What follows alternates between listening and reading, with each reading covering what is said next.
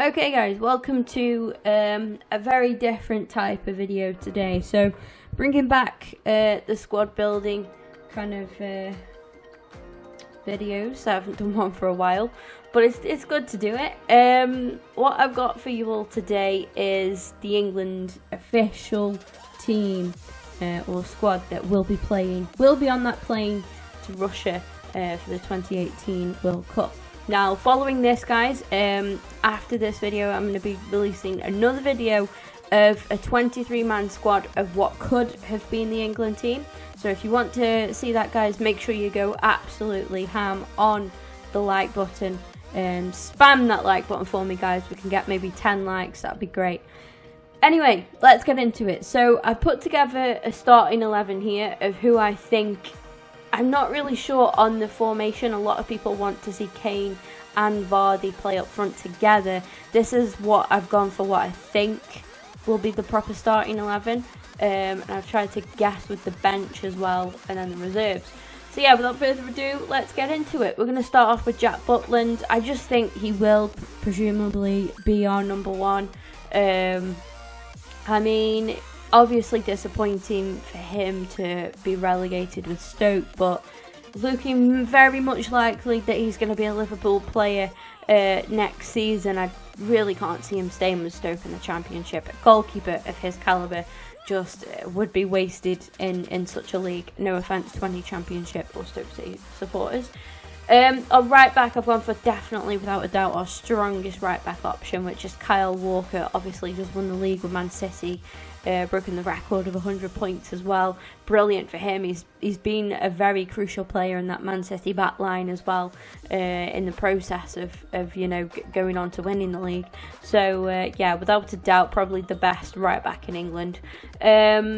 Moving on to our centre-back pairing, I've gone for Stones. I'm not really sure. I think easily Dyer, maybe Jones could also get in ahead of him. I don't know. I've just gone off what I've seen England and what I've seen from Southgate's apparent preferences in the past. And the centre-back pairing backup I've gone for is Stones and Cahill. Cahill due to experience, obviously. Definitely the more experienced defender in the team. And I think Stones, obviously a young up-and-coming centre-back. He's not bad at all. I mean, he's obviously, he has got a mistake in him. But then again, so is Cahill, and I just think this seems our most likely centre-back pairing. You can, of course, again, take the fact that he's just won the league with Man City, and hopefully, we can rub that off into the England boys. Then I've gone for Danny Rose, who I believe to be our strongest left-back available out of the 23-man squad that's been selected. I'm pretty sure he's going to get in and probably see regular first-team action. Of course, his competitors mainly going to be Ashley Young, who probably will be a good substitute, I think, maybe. I've actually chosen here a midfield three of, as you can see, Jesse Lingard. Had a great season at Man United this season, one of his best, well, definitely his best season yet. Just has that ability to just pop up with a goal from completely out of nowhere, and I think, as much as people mock him with his celebrations and his all kind of playboy-like attitude, at the end of the day, he's a pretty decent player, very talented young man, and I do think that he will start for England. Now, without a doubt, Jordan Henderson will be starting for England, one of our, again, probably more experienced kind of midfielders. He's like a natural leader in the midfield role. I wasn't surprised at all to see him put in the squad. Then, of course, Dele Alli. I think the chemistry with him and Kane up front will be phenomenal. Obviously, working together at Spurs, and hopefully the Tottenham boys can rub off some of that, Tottenham Hotspur link up there into the England team, and hopefully we can just sort of calm down. I think the only thing that lets Dele down is he can be a bit rash and a bit hot-headed, and you know, can be a bit of a dick, basically. In other words, sometimes, you know, that's not, I mean, Spurs fans probably watching this, you know, like, you're only saying that because you're an Arsenal fan. No, I do, you know, I do rate Ali. I think he is a good player, but I think at the end of the day, what lets him down is his attitude. I think if he showed a little bit more discipline, you know, he could go on to be a very good midfielder. Moving on, I've gone for the right wing, Raheem Sterling. I can't really see anybody else getting in there. I think he's definitely our best option on the right wing. Again, he's had a decent season at Man City. You could say he's been lucky with some of his goals, but Sterling makes a habit of getting in the right place at the right time. He's got a fantastic work rate, very hard-working player. And yeah, again, I think it's very important for Southgate to choose a lot of Man City players. Obviously, from them winning the league, they're all going to be on an absolute buzz, and we need that in the squad. We need that energy in the squad, because a lot of the time when I watch England, we seem dead, we seem flat, no energy, no passion at all in the team, and I think Sterling can definitely offer that. Obviously, the striker I've chosen is Harry Kane. Now, I did say at the start, a lot of people, including myself, would like to see Kane and Vardy play up front together. However, that concerned me about the midfield. I think we need a good midfield that can help the defence out, because that is where England struggle at the end of the day. You know, our attack is sublime, but our defence, not so much. And I think that's where we need the help, and I think that's why I put the 3 midfield in, so that they can help out defensively. Going on to the left, I've gone for Rashford. I think it's going to be between him, Welbeck, and you know, I just possibly Loftus-Cheek can play on the left as well. Yeah, I've chosen Rashford. I think he's the strongest option there, without a doubt. Great player again, very hardworking, does well for England as well, which is exactly what you want. Coming onto the bench, I think our second choice goalkeeper is going to be Pickford, obviously from Everton. Decent young goalkeeper, you know. I don't really have that much to say. I don't really watch Everton religiously, so I can't really comment on him too much, but you know, from what I've seen glimpses, he's half decent. Phil Jones, obviously a great player, solid defender. Nah, he's, in fairness, that was sarcasm, guys.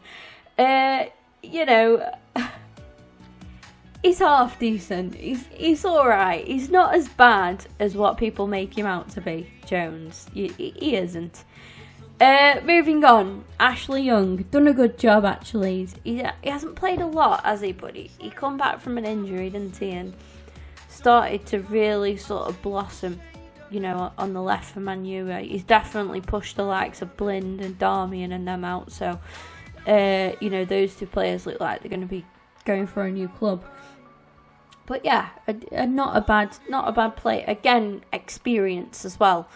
Next up, Eric Dyer, probably going to get a lot of game time, I think, with our defence. I can see Southgate constantly rotating our defence round, because it's our main problem, and I think until he can find a good back 4 that work together, if we do play a back 4, that is, if he can find a good defence that work together, you know, work well together, connect together, have got the chemistry between them, then great. But I think it's going to take a bit of shuffling around till we can get that. Loftus-Cheek, can I just say, I haven't been impressed with some of the players that I've seen selected, and obviously being an Arsenal fan, I do have to mention, I can't believe that Wilshere was sort of, I don't even know the word, sort of frowned upon before these guys, you know. Loftus-Cheek, however, can I just say, I'm so excited to see him in the team. I'm so happy for it. Honestly, like, I know you guys are like, what the hell, you don't know the guy. I honestly feel so happy for the guy. I really do. He absolutely deserves it. An absolutely insane player. I can remember watching Match of the Day a couple of weeks ago. I can't remember who Palace were playing now, but I'm pretty sure Loftus-Cheek, I'm pretty sure he scored or he got an assist. He had a cracking game, and I just remember, like, before he got his injury, I think it was his first game back after his injury, and he was phenomenal. And I remember saying to my dad, like, this guy, I'd love to see him get on the plane with England, but I said, I can't see it happening. So full credit there to Southgate where it's due for choosing this guy. He's got to be buzzing, and I think, again, he's going to be exciting. And he's very exciting to watch. He's not a dead player. And I think that's what we need in the team. That is the kind of energy that we need in the team. Jamie Vardy, again, big, absolutely brilliant striker. I'm very happy that he's gone with England. I couldn't really see him not going, to be honest. But yeah, love his work rate. Phenomenal work rate. Hard-working player. Very, very crucial for us. Don't know if he'll be on the bench or not. I don't know how Southgate's going to play it. Guess nobody really does. But yeah, it's going to be interesting to see. Danny Welbeck warrants a lot of criticism, and I'm not just defending him now because he's an Arsenal player, and obviously I'm an Arsenal fan. But one thing I will say, Danny Welbeck's work rate is second to none. He gives, every time I watch him, 110%. I think he'll play on the wing. He's not a striker for me. He's not good enough to play as a... He's not good enough, sorry. He's not clinical enough in front of goal. And that's where he gets a lot of criticism, because he isn't a clinical striker. But for me, he's a good player. He's hard-working. He'll give it his all. He will give it his absolute all. And he doesn't have a bad record when you look at his statistics for England at all. He really doesn't. So, lay off Danny, let him do his thing, and, let's just get behind England. Next up, obviously, the third choice goalkeeper, I think, is going to be Nick Pope. Had a good season with Burnley. Obviously, Burnley have done incredible this season. Absolute full credit to Sean Dyche. But yeah, thoroughly deserved for Nick Pope. Really pleased to see him in there. I hope that he does get some game time. I do think that he does deserve it. Alexander Arnold, obviously Trenty from Liverpool now. Mixed feelings on this one. He's decent. He is half decent. I can't see him getting an awful lot of game time, to be honest. I think, I don't know. I think there probably were better options, and I'm sorry, Liverpool fans and stuff, but it has to be said. I really do. Harry Maguire, again, quite happy for this guy. He isn't the best, and he knows that, but he's decent. And obviously has a good relationship with Southgate, because again, I think there were possibly some better options there. But I'm happy for him. I mean, he tweeted out the other day that he was only in France at the Euros with his mates watching England, and then 2 years later pulled up to play for his country. So that's got to be huge. And again, I think it's good choosing the likes of Trent and Harry, because their energy is something that we need in that team. Because I'll say it before, and I've said it before, and I'll say it again. Like, when I've watched England in the past, we look dead. We look not bothered. We're flat. We just seem flat. Nobody's playing for anything. So hopefully these guys, these young players even, the youth of England, will help drive some sort of energy, some sort of passion and desire into the team that we so sourly lack all the time. Kieran Trippier, again, good, tough right back. Definitely going to be a second in contention to Walker, I think. But yeah, not a bad option. Couldn't really think of anybody else that deserve it. Fabian Delph. Now, I don't really want to criticise as much here, but for me, he has taken what should have been Wilshere's place. And in his defence, right, I'm going to say he's very versatile. He can cover numerous roles. I'm not sure if this doesn't tell us, but he can play like full back as well. He's got a good shot on him, and I don't know. That's all. Without being too critical and without being too sort of crying over Wilshere, that's all I'm going to say in regards to that. So this has been the official England World Cup squad, guys. I hope you all enjoyed this. Just gone through, just given my thoughts and opinions. You guys might not agree with it. Can I just say there was a debate on who's going to be captain. I think it's going to be between Kane and Jordan Henderson, to be honest. I can't really see anybody else wearing the armband.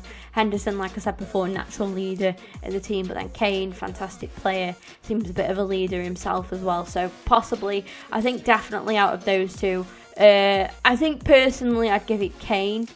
But yeah, and you know, that's coming from an Arsenal fan, so I can't be that biased, can I? But yeah, guys, you know, I hope you all have enjoyed it. Like I say, I'm going to be doing a video of the World Cup squad that could have been next. Now, I keep trying to think of a title for that, and I can't think of one, but I'm sure I'll get there with it. So yeah, that's going to be up next, so keep an eye out for that. Make sure you're subscribed, guys, so you can get it straight away. Turn my notifications on as well, like I say, so you get a notification when I do upload. And with all that being said, leave a like rating, guys, drop any feedback. Like I say, it's just been my opinion. You can feel free to leave yours in the comment section down below. And with all that said, I'll see you guys in the next video.